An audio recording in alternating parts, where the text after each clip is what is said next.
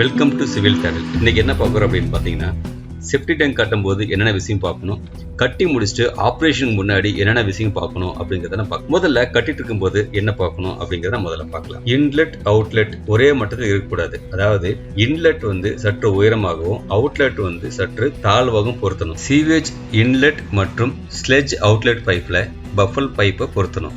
Continue use பண்ணும்போது sledge deposit ஆகிடும். Sledge clean பண்றதுக்கு ஏற்றவாறு ஒரு அமைப்பு உருவாக்க வேணும். முடிஞ்ச வரைக்கும் ஏர் வெண்ட் அமைப்பு ரொம்ப நல்லது. ஏன்னா ஏர் வெண்ட் அமைக்கலன்னா உள்ள கேஸ் ஃபார்ம் ஆகி சீக்கிரம் அரிக்க ஆரம்பிச்சிடும். ஸோ அதனால ஏர் வெண்ட் ப்ரொவைட் பண்ணுறது ரொம்ப நல்லது. அடுத்து பயன்படுத்துறதுக்கு முன்னாடி என்னென்ன விஷயம் பார்க்கணும் அப்படின்னு பார்த்தீங்கன்னா, ஒரு முக்கியமான விஷயம் நம்ம பார்க்கணும். அதாவது செப்டிக் டேங்க் கட்டி முடிச்சதுக்கு அப்புறம் பயன்பாட்டுக்கு முன்னதாக செப்டிக் டேங்க் ஃபுல்லா தண்ணி நிரப்பணும். அப்படி நம்ம வாட்டர் நிரப்பாம நம்ம டேங்கை யூஸ் பண்ணோம்னா செப்டிக் டேங்க் பாதிப்படைய வாய்ப்புள்ளது. எனவே செப்டிக் டேங்க் பயன்படுத்துவதற்கு முன்னதாக தண்ணீர் முழுவதுமாக நிரப்பிவிட்டு பயன்படுத்த வேண்டும்.